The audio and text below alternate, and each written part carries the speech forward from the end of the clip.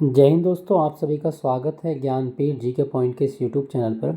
दोस्तों आइए शुरू करते हैं एसएससी सीजीएल भर्ती 2026 के लिए जीके का मॉक टेस्ट। और इस मॉक टेस्ट में हम अभ्यास करेंगे महत्वपूर्ण 25 प्रश्नों का। 15 मिनट में 25 प्रश्नों का सेक्शनल टाइम है इस बार। तो आइए शुरू करते हैं आज का मॉक टेस्ट। सेट नंबर 4 है ये, ठीक है। तो चलिए शुरू करते हैं। पहला प्रश्न आपकी स्क्रीन पर क्या कहा गया है, निम्नलिखित में से किस सूफी संत को महबूब ए इलाही अर्थात भगवान का प्रिय कहा जाता था। तो दोस्तों कौन सा सूफी संत है जिसको महबूब ए इलाही कहा गया। आपका सही जवाब क्या होगा, ऑप्शन सी, हजरत निजामुद्दीन औलिया। निजामुद्दीन औलिया को महबूब ए इलाही कहा जाता है और ये चिश्ती संप्रदाय के एक सूफी संत थे। चिश्ती संप्रदाय है, ये आप जरूर याद रखिएगा। और मैं आपको बता दूं, निजामुद्दीन औलिया का जन्म उत्तर प्रदेश के बदायूं ज़िले में हुआ था, बदायूं में। क्लियर, याद रखना, बदायूं उत्तर प्रदेश में इनका जन्म हुआ। और इनके गुरु कौन थे, तो बाबा फरीद।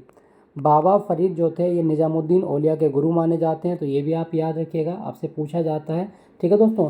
दोस्तों मैं आपको यहाँ एक ये भी बताना चाहूँगा कि निजामुद्दीन औलिया एक ऐसे सूफी संत थे जिन्होंने दिल्ली के 7 सुल्तानों का शासनकाल देखा था। तो ये क्वेश्चन भी अपने आप में कई बार पूछा जाता है कि वह सूफी संत कौन सा था जिसने 7 सुल्तानों का शासनकाल देखा था। तो आंसर होगा निजामुद्दीन औलिया। और निजामुद्दीन औलिया का सबसे प्रिय शिष्य कौन है, वह अमीर खुसरो, ठीक है। अमीर खुसरो इनके शिष्य हैं, ये भी आप याद रखना।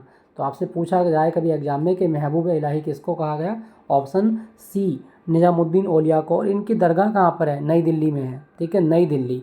निजामुद्दीन औलिया की दरगाह नई दिल्ली में। अगला प्रश्न, भारत के किस राज्य में बरकाना जलप्रपात स्थित है जो सीता नदी द्वारा निर्मित है। दोस्तों ध्यान रखना, सीता नदी। तो सीता नदी पर जो बरकाना जलप्रपात है वो कहाँ पर, आंसर होगा ऑप्शन ए, कर्नाटक में। कर्नाटक में स्थित है। और ये कौन से ज़िले में है कर्नाटक के, तो शिमोगा ज़िले में आता है, शिमोगा। क्लियर, याद रखिएगा। कर्नाटक में ना एक जलप्रपात और है जो आपके एग्जाम में पूछा जाता है, वो है शिवा समुद्रम। तो शिवा समुद्रम जलप्रपात, और ये कौन सी नदी पर बनता है, तो ये कावेरी नदी पर बनता है, कावेरी नदी पर।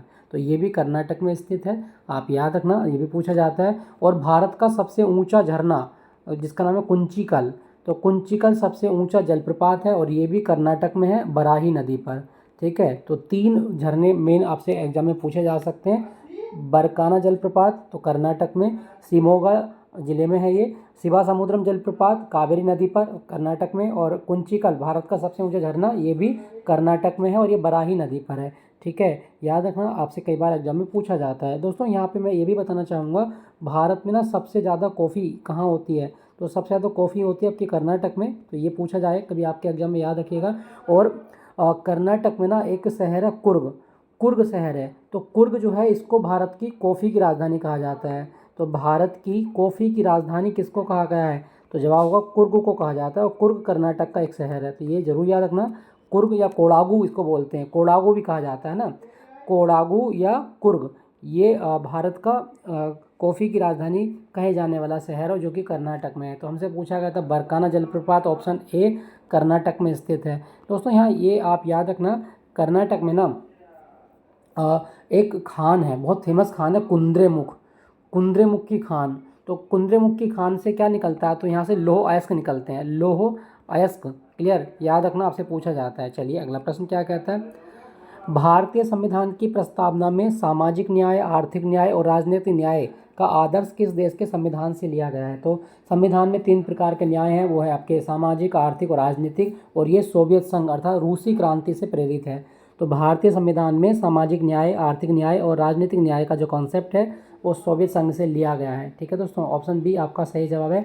और मैं आपको बता दूं, मौलिक कर्तव्य भी जो आए हैं ना, मौलिक कर्तव्य भी हमने सोवियत संघ के संविधान से लिए हैं। क्लियर, याद रखिएगा। दोस्तों यहाँ पे लिया गया है फ्रांस की क्रांति। तो फ्रांस की क्रांति का नारा था स्वतंत्रता, समानता, बंधुता, स्वतंत्रता, समानता और बंधुता। और ये तीनों शब्द हमारे संविधान की प्रस्तावना में शामिल हैं। तो कोई क्वेश्चन आए कि स्वतंत्रता, समानता, बंधुता का जो आदर्श है वो कहाँ से लिया, वो फ्रांस की क्रांति से लिया है। और हमसे पूछा गया था सामाजिक, आर्थिक और राजनीतिक, वो है आपका सोवियत संघ अर्थात रूस की क्रांति। ऑस्ट्रेलिया से हमने क्या लिया, तो ऑस्ट्रेलिया से हमने लिया समवर्ती सूची की अवधारणा। दूसरा, हमारे संसद का जो संयुक्त अधिवेशन बुलाया जाता है, तो संयुक्त अधिवेशन का जो प्रावधान है ना, वो भी ऑस्ट्रेलिया के संविधान से लिया गया है, ठीक है, याद रखना। और भारत के संविधान को हिंदी में किसने लिखा था, तो बसंत कृष्ण वैद्य, बसंत कृष्ण वैद्य के द्वारा भारतीय संविधान को हिंदी भाषा में लिखा था, ठीक है। और मैं अंग्रेजी में किसने लिखा, तो प्रेम बिहारी नारायण रायजादा, प्रेम बिहारी नारायण रायजादा वो व्यक्ति है जिन्होंने भारत के संविधान को अपने हाथ से लिखा है, प्रेम बिहारी नारायण रायजादा। अगला प्रश्न, तो हमसे पूछा गया था सामाजिक, आर्थिक और राजनीतिक न्याय जो है वो रूसी क्रांति से प्रेरित है। अगला प्रश्न, जब अर्थव्यवस्था में मुद्रास्फीति, इन्फ्लेशन अर्थात बहुत ज़्यादा महंगाई होती है, रिसेशन मंदी होती है, दोनों स्थितियाँ एक साथ हो तो उसे क्या कहा जाता है दोस्तों, उसको बोलेंगे, जब आपकी महंगाई और मंदी दोनों देखी जाएंगी तो वो होगा आपका स्टैगफ्लेशन। स्टैगफ्लेशन एक ऐसी आर्थिक स्थिति है जिसमें धीमा आर्थिक विकास होता है, उच्च बेरोजगारी दर होती है और महंगाई तेज गति से बढ़ती है, तो इसको बोलेंगे स्टैगफ्लेशन। ऑप्शन बी आपका सही जवाब है। ध्यान रखना, मुद्रास्फीति यानी महंगाई बहुत ज़्यादा होती है और मंदी दोनों देखे जाएंगे तो वो स्टैगफ्लेशन होता है। ऑप्शन बी आपका सही जवाब है। अगला प्रश्न, बैंकों द्वारा अपनी जमा राशि का जो हिस्सा सरकारी प्रतिभूतियों के रूप में निवेश करना अनिवार्य होता है उसे क्या कहा जाता है, तो दोस्तों बैंक जो अपना राशि सरकारी जो गवर्नमेंट सिक्योरिटीज़ होती हैं उसमें निवेश करते हैं उसको बोलते हैं SLR, स्टेचुरी लिक्विडिटी रेशियो, वैधानिक तरलता अनुपात। इसे बैंक जो होते हैं ना वो नकद के रूप में, सोने या सरकारी प्रतिभूतियों के रूप में रखते हैं। ऑप्शन बी आपका सही जवाब है, SLR कहा जाता है। दोस्तों रेपो दर क्या होती है, देखो बैंक ना समझो RBI है, RBI किसी बैंक को लोन देगा, ठीक है, RBI किसको लोन देता है, बैंक को, और कैसी अवधि के लिए, शॉर्ट अवधि के लिए, शॉर्ट टर्म के लिए, तो उसको बोलेंगे रेपो दर। रेपो दर में शॉर्ट टर्म के लिए लोन दिया जाता है, अगर इसको लॉन्ग टर्म कर दिया जाए, लॉन्ग टर्म, तो इसको बोलेंगे बैंक दर।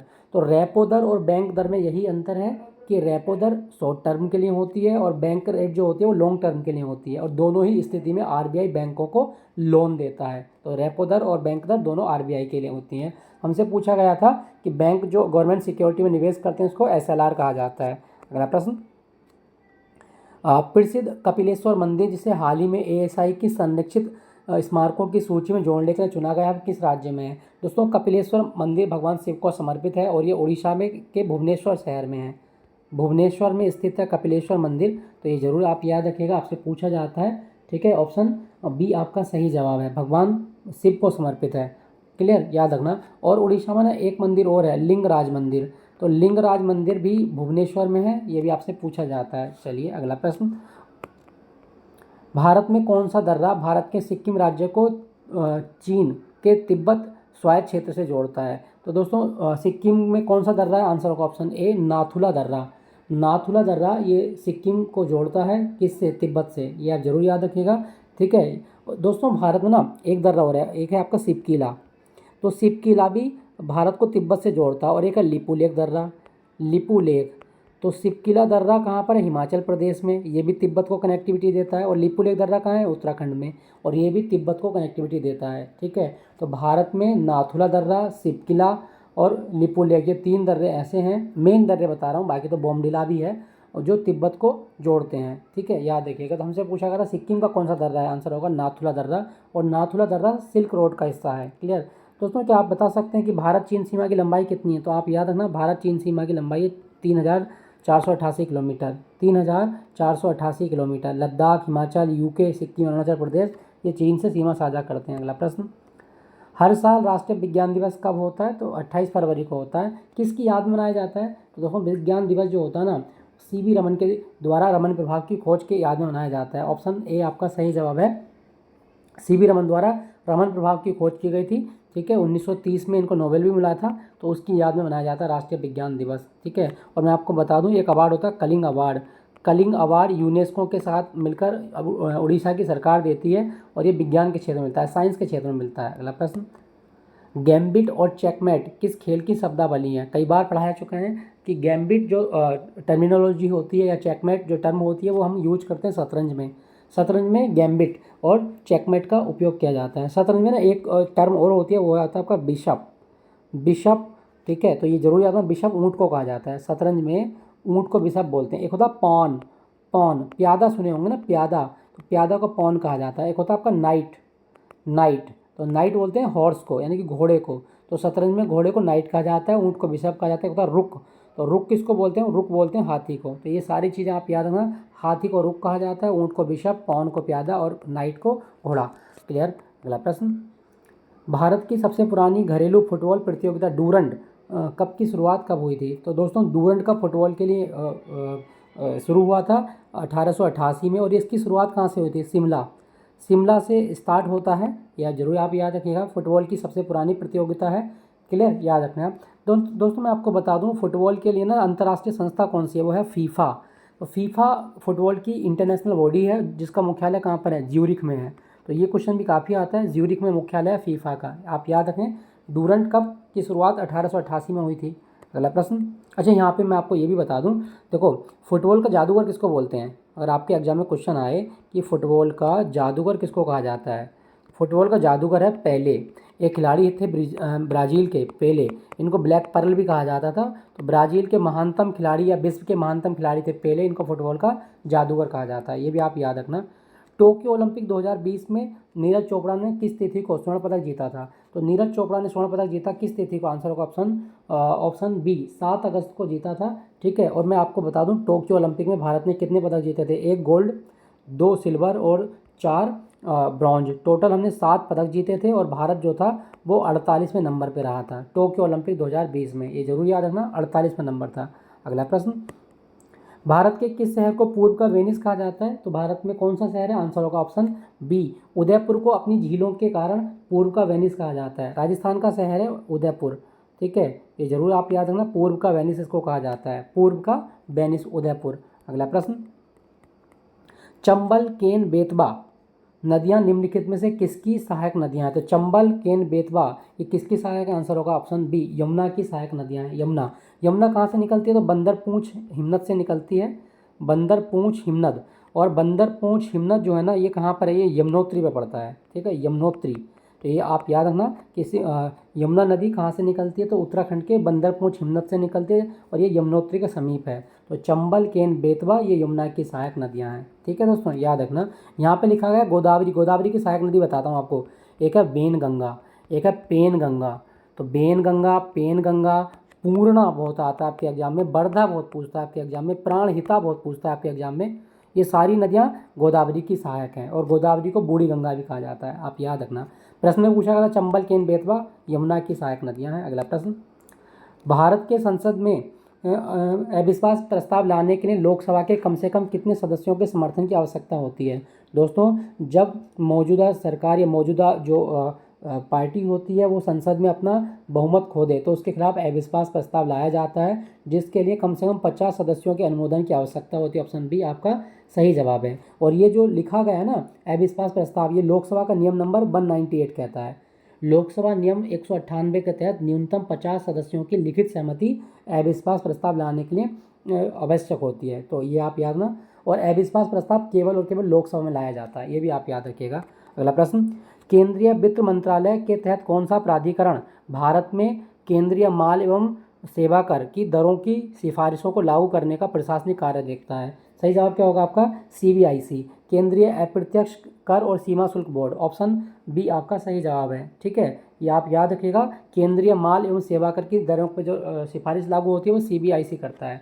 क्लियर, ऑप्शन बी आपका सही जवाब है। अगला प्रश्न, भारत सरकार का वाणिज्यिक खुफिया और सांख्यिकी महानिदेशालय कहाँ स्थित है, जो व्यापार डेटा जारी करता है?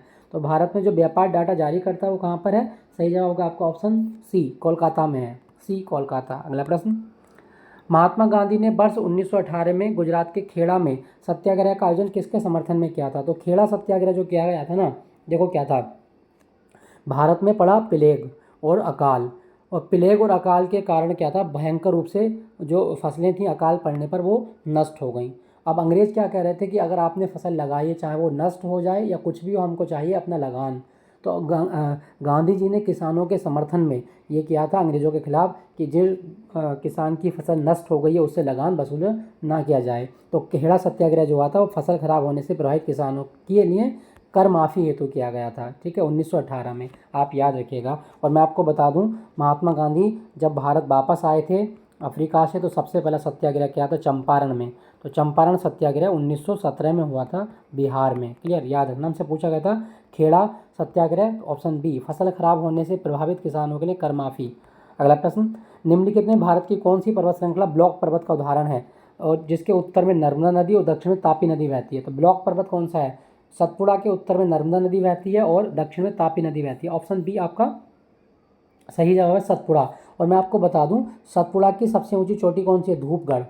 सतपुड़ा की सबसे ऊंची चोटी है धूपगढ़, जो मध्य प्रदेश के कौन से जिले में आती है? होशंगाबाद में आती है। होशंगाबाद, जिसको नर्मदापुरम भी कहा जाता है। तो मध्य प्रदेश के होशंगाबाद जिले में स्थित है धूपगढ़, और ये सतपुड़ा की सबसे ऊंची चोटी है। सतपुड़ा ब्लॉक पर्वत है, जिसके उत्तर में नर्मदा नदी और दक्षिण में तापी नदी बहती है। ऑप्शन बी आपका करेक्ट आंसर है। अगला प्रश्न, भारतीय संविधान के किस संविधान संशोधन के द्वारा मतदान की आयु 21 वर्ष से घटाकर 18 वर्ष की गई थी? आंसर होगा ऑप्शन सी, 61वां संविधान संशोधन 1988 हुआ था, जिसके द्वारा मतदान की आयु 21 वर्ष से घटाकर 18 वर्ष की गई थी। और इस दौरान किसकी सरकार थी? तो राजीव गांधी की सरकार थी, ठीक है। आर्टिकल 326 ये बात करता है यूनिवर्सल एडल्ट फ्रेंचाइज की। वयस्क मताधिकार किस अनुच्छेद में लिखा गया? आर्टिकल 326। आंसर होगा ऑप्शन सी, 61वां संविधान संशोधन। भारत में वित्त वर्ष की अवधि कितनी होती है? तो वित्त वर्ष की अवधि होती है आपकी 1 अप्रैल से 31 मार्च। ऑप्शन सी आपका सही जवाब है, 1 अप्रैल से 31 मार्च। अगला प्रश्न क्या कहा गया है? निम्नलिखित में से कौन सा देश भारत के साथ सबसे लंबी भूमि साझा करता है? आंसर होगा ऑप्शन सी, बांग्लादेश करता है, 4096 किलोमीटर, 4096 किलोमीटर। और बांग्लादेश भारत के बॉर्डर पर कौन सा अर्धसैन्य बल रहता है? तो बीएसएफ रहता है, ठीक है। भारत का वेस्ट बंगाल, भारत का असम, भारत का मेघालय और भारत का त्रिपुरा, दूसरा मिजोरम, ये 5 राज्य हैं जो बांग्लादेश के साथ अपनी सीमा बनाते हैं। तो 4096 किलोमीटर लंबी सीमा है बांग्लादेश के साथ। पारंपरिक लोक नाट्य शैली मांच मुख्य रूप से भारत के किस राज्य से संबंधित है? तो मांच कहाँ का नृत्य है? आंसर होगा ऑप्शन बी, मध्य प्रदेश का है। मध्य प्रदेश का लोक नृत्य है मांच। और मैं आपको बता दूं, मध्य प्रदेश में एक होता है मटकी और एक होता है गिरदा। तो मटकी और गिरदा भी कहाँ के हैं? मध्य प्रदेश के। राजस्थान की बात करूँ तो राजस्थान में होता है भवई, राजस्थान में होता है कालबेलिया, और राजस्थान में होता है आपका चरी। राजपूतों का एक डांस होता है गैर नृत्य, ये राजस्थान में किया जाता है। घूमर बहुत फेमस है यहाँ पे, घूमर, ये भी आप याद रखना, घूमर राजस्थान का लोक नृत्य। 13 ताली बहुत आता है राजस्थान का, 13 ताली डांस राजस्थान, तो 13 ताली डांस राजस्थान का है। गुजरात का आप जानते हैं टिप्पानी, क्लियर, याद रखिएगा। इसका आंसर होगा ऑप्शन बी, मध्य प्रदेश। संसद के किसी सदस्य द्वारा सदन के अध्यक्ष की अनुमति से किसी अति महत्वपूर्ण सार्वजनिक विषय पर ध्यान आकर्षित करने के लिए लाए गए प्रस्ताव को क्या कहा जाता है? तो दोस्तों, महत्वपूर्ण विषय पर जो ध्यान आकर्षित करने के लिए प्रस्ताव लाया जाता है वो होता है आपका ऑप्शन ए, ध्यान आकर्षण प्रस्ताव, कॉलिंग अटेंशन मोशन इसको कहा जाता है। ऑप्शन ए आपका सही जवाब है। अगला प्रश्न, किस भारतीय केंद्रशासित प्रदेश को रेलियों का नगर कहा जाता है? तो रेलियों का नगर नई दिल्ली को कहा जाता है। ऑप्शन बी आपका सही जवाब है, नई दिल्ली, क्लियर, याद रखिएगा। अगला प्रश्न, सिंधु नदी जल समझौता 1960 के तहत भारत को किन 3 पूर्वी नदियों के पानी का नियंत्रण दिया गया है? तो भारत कौन कौन सी नदियों का पानी यूज करता है? तो रावी, ब्यास, सतलज का पानी भारत यूज करेगा, जबकि चिनाब, झेलम और सिंधु, इंडस, इन 3 नदियों का पानी पाकिस्तान यूज करेगा, ठीक है, याद रखिएगा। दोस्तों, सिंधु नदी का उद्गम कहाँ से होता है? तो कैलाश पर्वत श्रेणी से होता है, कैलाश पर्वत श्रेणी। और मैं आपको बता दूं, वहाँ पर एक हिमनद है बौखरचू, तो बौखरचू हिमनद से सिंधु नदी निकलती है, और सिंधु नदी को तिब्बत के क्षेत्र में सिंगी खब्बान कहा जाता है, सिंगी खब्बान, तो ये सिंधु नदी का नाम है, ठीक है दोस्तों, याद रखिएगा, आपसे पूछा जाता है। और सिंधु नदी गिरती कहाँ पर है? अरब सागर में गिरती है, अरब सागर में। और किस शहर के नज़दीक गिरती है? कराची के नज़दीक गिरती, कराची पाकिस्तान का शहर है, ठीक है। तो सिंधु समझौते के तहत भारत 3 नदियों का पानी यूज करता है, रावी, ब्यास, सतलज। ऑप्शन बी आपका सही जवाब है। तो दोस्तों, ये था आपका 25 प्रश्नों का एक मॉक टेस्ट एसएससी सीजीएल भर्ती 2026 के लिए। फिर मुलाकात होगी नए मॉक टेस्ट में। Thank you for watching Gyanpeeth ji के पॉइंट।